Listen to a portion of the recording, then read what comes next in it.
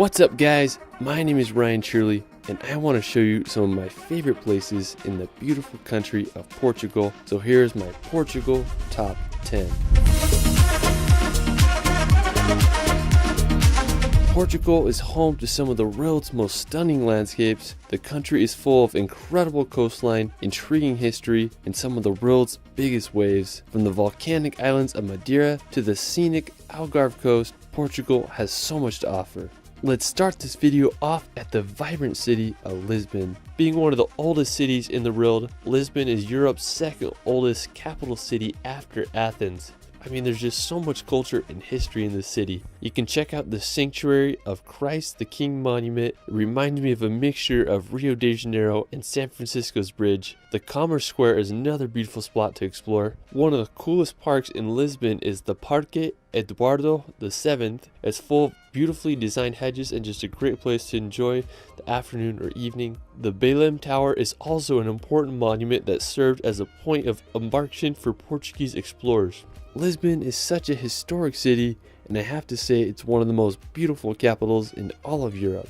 After Lisbon, we're going to head to the nearby municipality of Sintra. Now located about 30 minutes outside of Lisbon, Sintra is home to some of Portugal's most famous places. Now one of the most well-known spots in the region is the Pena Palace. It's this colorful castle that sits on top of the Sintra mountains. Originally a monastery was built here in the 15th century, but lightning and earthquakes left the monastery in ruins until King Ferdinand decided to build the palace, which was completed in 1854.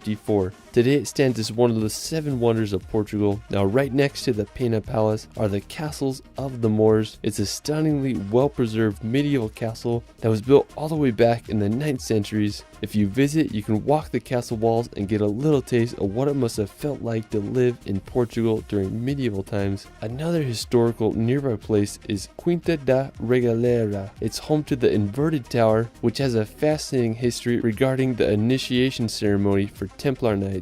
Now from Sintra, you can make the 30-minute drive down to the coast. The coastline here is some of the most picturesque in all of Europe. It's full of jagged cliffs, incredible beaches, and picturesque lighthouses. Now one of my favorites is the lighthouse of Cape Roca. It offers an incredible view of the Atlantic Ocean. Now regarding beaches, I have to say one of the most scenic is Ursa Beach. It's right next to Cape Roca, and there's this really uniquely shaped pointy rocks that remind me of a wizard's hat. I mean, what a stunning coastline. Another really beautiful place right up the coast is Azenas do Mar. It's a stunning town built right against the coastal cliffs. I mean, it would be so cool to live there. After Sintra and the coast, we're going to head out to the Atlantic Ocean to visit the island of Madeira. Located off the northwestern coast of Africa, Madeira is a volcanic archipelago of 4 islands. Now special thanks to my good friend Ellis Van Jason for providing his footage. He's one of the best FPV pilots in the world, and he made a mind-blowing video of Madeira. You'll feel like you're soaring over the island. I'll link it in the description below. Now the island was claimed by Portugal in 1419. Madeira is known for its idle climate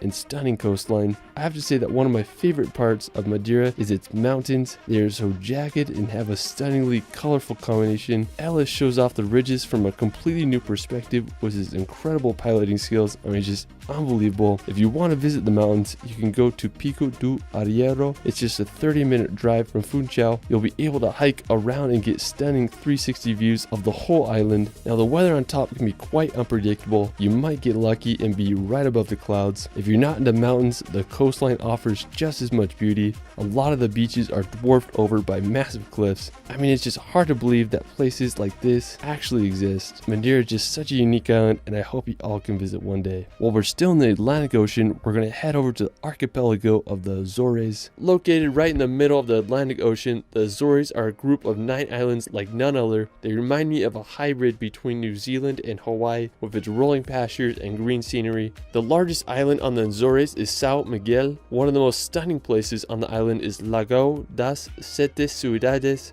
Hope I said that right.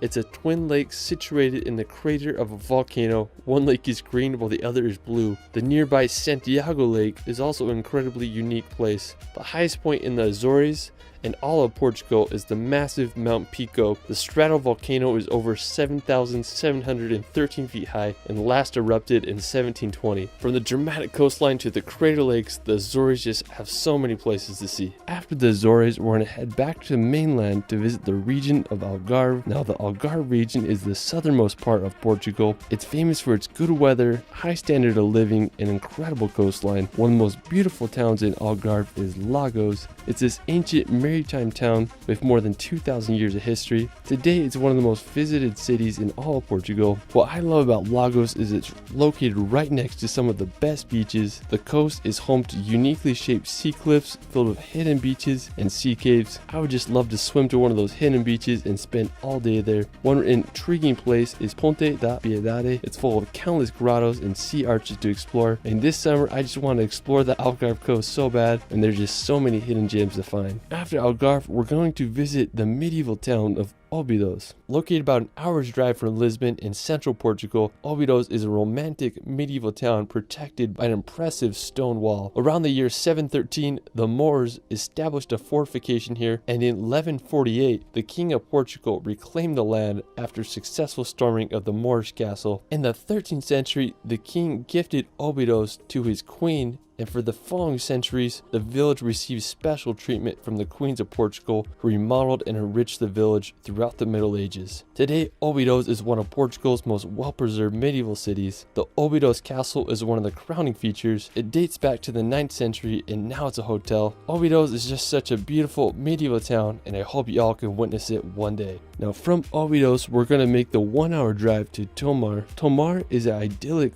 Portuguese city full of history. It's also known as the last town commissioned for construction by the Templar Knights. Now, the crowning feature of the city is the Convent of Christ, and it's this massive monastery and castle surrounded by medieval walls. It was completed in the 12th century by the Templar Knights. Now, the monastery was integral for defending the Christian kingdom against the Moors. I'm just blown away by how big it is. The stone wall that surrounds the castle must have took ages to construct. Another fascinating medieval place to visit is the Castle Alairia, located about a 50-minute drive from Tomar. Constructed in the 12th century, this castle was built to create a line of defense against the Arabs. Throughout the years, the castle started to lose its military importance, and it was damaged extensively by French invasions. Today, the castle has been restored, and I just love how it's integrated with the city. I mean, there's just houses all around it. It'd be pretty cool to live next to the castle if you ask me. After exploring the Castle Alairia, we're going to head 2 hours up the coast to the beautiful city of Porto.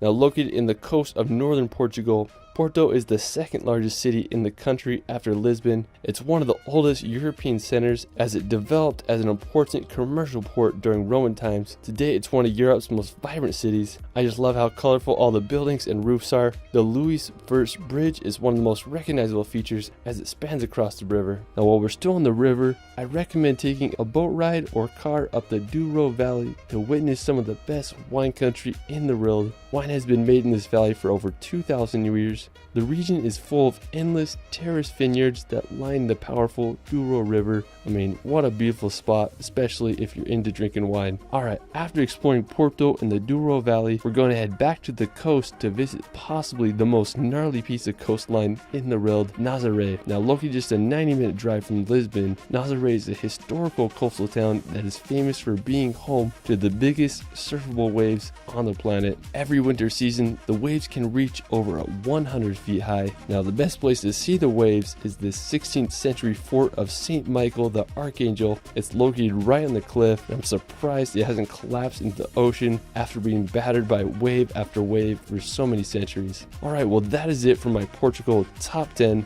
Let me know where your favorite place in Portugal is in the comments below. I also started a relaxation channel where I post hour-long films with calming music to bring some peace and nature in your life. Me and Ellis released a relaxation video of Madeira that you have to check out. You can find me on TikTok and Instagram at shirley.films. It's Ryan, and we will see you later.